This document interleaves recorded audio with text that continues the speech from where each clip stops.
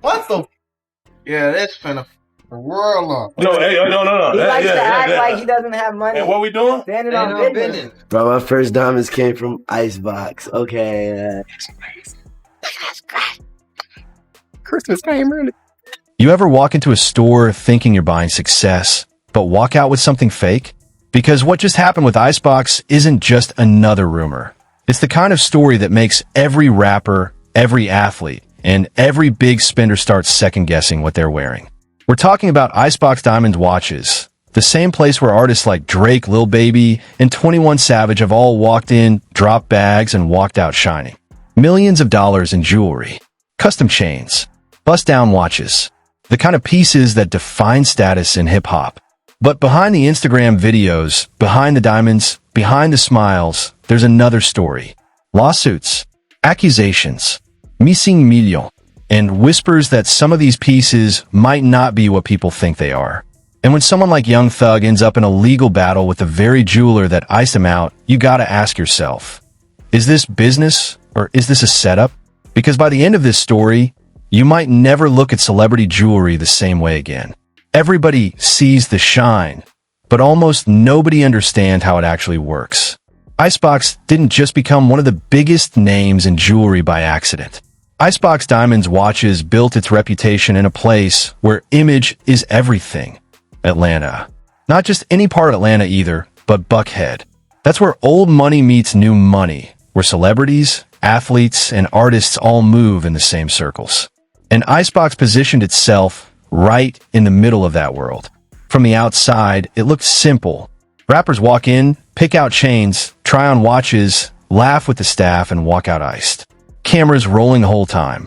Those videos hit social media, go viral, and suddenly everybody wants the same experience. But behind that camera, there's a system. A very calculated system. Because what most people don't realize is that a lot of those transactions weren't simple cash and carry deals. This wasn't like walking into a regular jewelry store and paying up front. A lot of the time, artists were getting pieces on terms. Not traditional financing. Something way more strategic. Icebox understood something early that most businesses didn't. The power of influence in hip-hop. If you can get one hot artist wearing your chain, you don't need ads. The culture becomes your marketing. So instead of just selling jewelry, they started placing it. An artist comes in, maybe they're buzzing, maybe they just had a hit record. The store builds a relationship. Friendly conversations. Smiles. Photos together. Then comes the moment they start bringing out the real pieces. Bust-down watches. Diamond chains. Bracelets shining under perfect lighting. And here's where it gets interesting. Instead of saying, pay now, the deal sometimes becomes, take it, pay later. Sounds like a win, right? You get to look like a superstar immediately. You get the image, the clout, the presence. You walk into clubs, video shoots, events, fully iced out. And every time you post, every time you're seen, you're promoting the jeweler without even trying. That's not just a sale. That's marketing. And Icebox mastered it. Artists like Migos were known for heavy jewelry. 21 Savage built a signature look around it. Lil Baby was constantly seen upgrading pieces. Even global names like Drake stepped into that world. Every visit turned into content. Every piece turned into advertisement. And Icebox wasn't just selling jewelry anymore. They were selling status. But there's always a catch. Because when you're walking around with 50,000, 100,000, sometimes 200,000 worth of jewelry, and you haven't fully paid for it yet, you're not just flexing. You're carrying a bill. And bills don't disappear. They stack up. Now imagine this. An artist's career slows down. Maybe the hits stop coming. Maybe money isn't flowing like it used to. But that jewelry, that debt, that doesn't go anywhere. This is where relationships start to change. That same jeweler who is smiling, laughing, taking pictures. Now they're calling, asking about payments, following up, pushing for money. And if things don't get resolved, that's when it turns legal. That's when contracts matter. That's when all those friendly deals suddenly become serious business. And people start asking questions they should have asked from the beginning. Like, what did I actually agree to? What is this piece really worth? And that leads to another layer of the story that most people don't talk about. The actual jewelry itself. Because not all diamonds are equal. From a distance, everything shines the same. Under club lights, under camera flashes, on Instagram, it all looks flawless.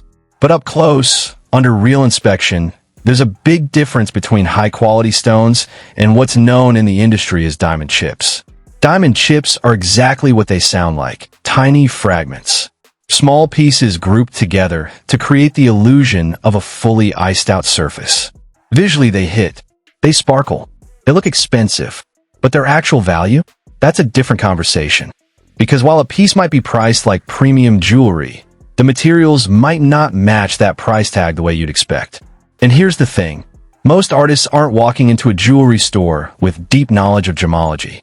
They're not checking clarity grades or certifications. They're not analyzing cut, carat, or composition. They're looking at one thing. How it looks. How it hits on camera. How people react when they see it. And jewelers know that. They understand exactly what their customers care about. And more importantly, they understand what their customers don't question. So when you combine high prices, complex payment structures, and a customer base that's focused more on image than technical value, you create a situation where misunderstandings are almost guaranteed. Or worse, disputes. Now add ego, fame, and money into that mix. That's when things really start to fall apart. Because once an artist feels like they've been overcharged or misled or pressured into a deal they didn't fully understand, it's no longer just business. It becomes personal. And that's exactly what started happening. Quietly at first. Whispers in the industry. Conversations behind closed doors. Artists talking to each other, comparing experiences, questioning prices, questioning quality. Then slowly, those whispers started getting louder. Public statements. Social media posts. Warnings. Artists telling other artists to be careful. And once that starts happening, the image begins to crack. Because the same system that built Icebox into a powerhouse, the visibility, the influence, the celebrity connections, also becomes the thing that exposes it. Every transaction is visible. Every relationship is public. Every disagreement has the potential to go viral. And now people aren't just watching the shine. They're starting to question it. Because when millions of dollars are involved, when reputations are on the line, and when the difference between real value and perceived value becomes unclear, that's when the story changes. And what used to look like a perfect business model starts to look a lot more complicated and a lot more risky, because in this world, it's not just about what you're wearing. It's about what you actually own and whether what you paid matches what you got. And that's exactly where things begin to unravel. Because once one major artist steps forward and challenges the system, everything changes. And in this case, that artist was Young Thug. And what happened next took this entire situation to another level. When Young Thug got involved, this situation stopped being whispers and turned into a full-blown public conflict. Because this wasn't just any artist. This was one of the most influential names in Atlanta. Someone who had real history with Icebox Diamonds Watches. Real relationship. Real business. Real visibility. You've seen the photos before. Thug standing next to the Icebox team, smiling, covered in diamonds, looking like the perfect example of what success in hip-hop is supposed to look like. But behind those pictures, things were already getting complicated. According to Icebox, this wasn't just a one-time purchase situation. They claimed that over multiple visits, Young Thug walked out with a large amount of jewelry, watches, bracelets, chains, custom pieces, all adding up to around $200,000. Not paid up front, on terms, on trust. At least, that's how it started. Payments were made over time, around $95,000, according to the claims. But then, the payments stopped. And that's where everything shifted. Because from a jeweler's perspective, this was simple. There's a remaining balance, and it needs to be paid. Business is business. So they took it to court. But here's where the story takes a turn nobody expected. Instead of quietly settling or paying the balance, Young Thug pushed back. Hard. His legal team didn't just deny the claims. They flipped the entire narrative. They argued that this wasn't a normal business deal at all. They claimed Icebox had been actively pursuing him, building a relationship, offering him jewelry without requiring upfront payment, encouraging him to take more pieces, wear them publicly, and essentially promote the brand. And then, once he was fully involved, they came back demanding large amounts of money. From that perspective, it didn't look like a simple unpaid bill.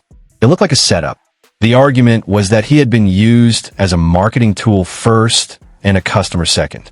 That the value of the promotion he provided, being seen wearing the jewelry, posting it, bringing attention to the brand, was never properly accounted for. And when things went south, the financial side of the deal suddenly became the focus. Now think about that for a second. If you're a major artist and a business benefits from your image, your audience, your visibility, how do you measure that value? Because in today's world, one Instagram post from a top artist can be worth tens of thousands of dollars in exposure. A viral video inside a jewelry store, that can bring in new customers for months.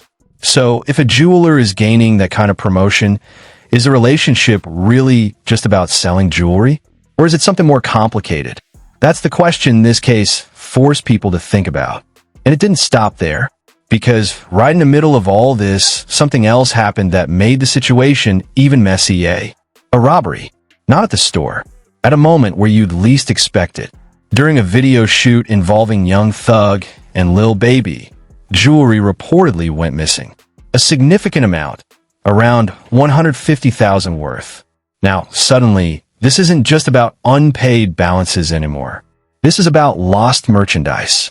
And guess who Icebox pointed to? Young Thug. They claimed he was responsible for what went missing, which added another legal layer to an already tense situation. So now you've got two major issues happening at the same time. 1. An unpaid jewelry balance. 2. Missing jewelry tied to a video shoot. And both of them pointing toward the same person. At this point, the relationship is completely broken. What used to be friendly, public, and beneficial for both sides is now happening in courtrooms, through lawyers, and in legal documents. And the public is watching everything. Because this isn't happening behind closed doors anymore. This is one of the biggest artists in the game going head-to-head with one of the biggest jewelry brands in the culture. And people are starting to pick sides. Some look at it and say, it's simple. You take jewelry, you pay for it. End of story. Others see something different. They see a system where artists are encouraged to take expensive pieces without fully understanding the long-term cost, while the business benefits immediately from their image and influence. And once things go wrong, the artist is left holding the bill, no matter how much promotion they already gave. And that's where the conversation gets uncomfortable. Because it's not just about one artist or one store anymore. It's about how the entire system operates. The lines between business, marketing, and influence start to blur. And when those lines aren't clear, disputes are almost inevitable. But even with all this going on, even with lawsuits, accusations, and public tension, nothing could have prepared people for what happened next. Because while the legal battle was still part of the conversation, a completely different kind of situation hit Icebox. Something bigger. Something that had nothing to do with contracts or payments. And everything to do with security. Because one night, everything changed. Not with lawyers. Not with lawsuits. But with a plan that had been building quietly in the background. A plan that would turn Icebox from a luxury jewelry powerhouse into the center of one of the most shocking heists in Atlanta. And when the details came out, people didn't just question a robbery. They started questioning everything. One night, everything flipped. No cameras. No celebrities. No Instagram posts.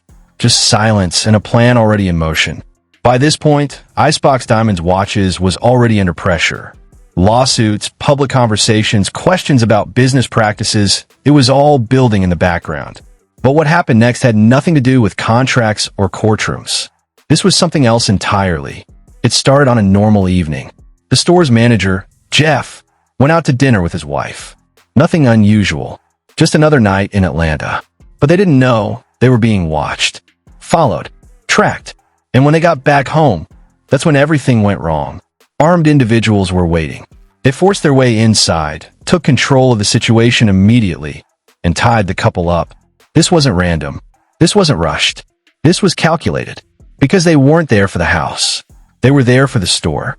They demanded access, keys, codes, anything that would get them inside Icebox without triggering suspicion. And once they got what they needed, the real operation began. One person stayed behind. The others moved straight to the store. Now think about this, a high-end jewelry store located in one of the most expensive areas, holding millions in inventory, and someone just walked in with full access. No alarms going off immediately. No chows. Just time. Time to open safes. Time to move carefully. Time to take exactly what they wanted. Over the next couple of hours, they went through multiple safes, selecting pieces, chains, watches, diamonds, cash. Not rushing. Not panicking. Focused. When it was over, the number shocked everyone. Somewhere between $5 to $10 million gone. Just like that. And the craziest part? From the outside, nothing looked wrong. When authorities arrived, there were no obvious signs. No broken windows. No loud forced entry. It looked clean. Too clean. It wasn't until they got inside that the reality hit. Safes emptied. Inventory missing. Millions disappeared. And just like that, Icebox became the center of one of the most talked about robberies in the city. But this is where things start to get uncomfortable. Because after something like this, there are certain expectations. You expect immediate cooperation, surveillance footage, detailed inventory lists, clear communication with investigators. But according to reports, some of that didn't happen right away. There were delays, questions about missing footage, questions about documentation. And when millions of dollars are involved, delays raise eyebrows. People started talking, online, in the streets, in the industry. Was this just a robbery? Or was there more to it? Some believed it was an inside setup. Others thought it could be connected to how visible the store had become. Constantly posting high-value inventory, showing safes, showing layouts, showing exactly what was inside. Almost like advertising the target. And then there was the biggest question of all. Where did the rest of the jewelry go? Because when arrests were eventually made, and they were, only a small fraction of the stolen items were recovered. Pieces were found. Some still with tags. Some clearly linked back to the store. Cash was recovered too. But compared to the total value, it was nothing. Millions were still missing. And to this day, not fully accounted for. Now step back and look at the bigger picture. You've got lawsuits involving Young Thug. You've got public warnings from artists like Lil Durk telling people to be careful in the jewelry game. You've got viral callouts from pages like Fake Watchbuster exposing questionable pieces across the industry. You've got stories about overpriced items, diamond chips, and unclear value. And now, a multi-million-dollar robbery with unanswered questions. At some point, people stop looking at these as separate incidents and start connecting them. Because the reality is, the celebrity jewelry world isn't just about diamonds. It's about perception. If something looks real, shines bright, and gets attention, that's often enough. But behind that shine, the actual value can be very different. And more importantly, the risks can be a lot higher than people realize. Because when you mix high-value items, public exposure, flexible payment deals, and limited transparency, you create the perfect environment for problems. Financial problems, legal problems, and in extreme cases, criminal situations. Now here's the part that really changes how people see everything. Despite all of this, the store never disappeared. Icebox Diamonds Watches kept operating, still posting, still bringing in clients, still part of the culture. From the outside, it looks like nothing changed. But behind the scenes, the awareness is different now. Artists are asking more questions. They're requesting certifications, independent appraisals, proof of value. Because the trust that once existed so easily isn't automatic anymore. And that's the real impact of everything that happened. Not just the lawsuits, not just the robbery, but the shift in mindset. Because now when someone walks into a jewelry store and sees a piece shining under perfect lighting, there's a second thought that wasn't there before. Is this really worth what I'm paying? Or am I just paying for how it looks? And in a world where image is everything, that question changes everything. If this story made you think twice about what you see online, then you're already ahead of most people. Because the truth is, what looks real isn't always real, and what looks expensive isn't always valuable.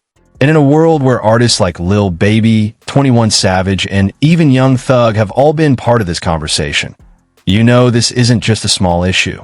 This is happening at the highest level. So before you trust the shine, make sure you understand the value.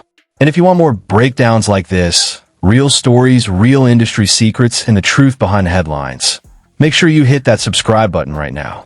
Because we're not just talking about jewelry. We're exposing the business behind it. Drop a comment and tell me what you think. Would you still buy from a place like Icebox Diamonds Watches after hearing all this? And stay tuned, because this industry has a lot more stories that haven't been told yet.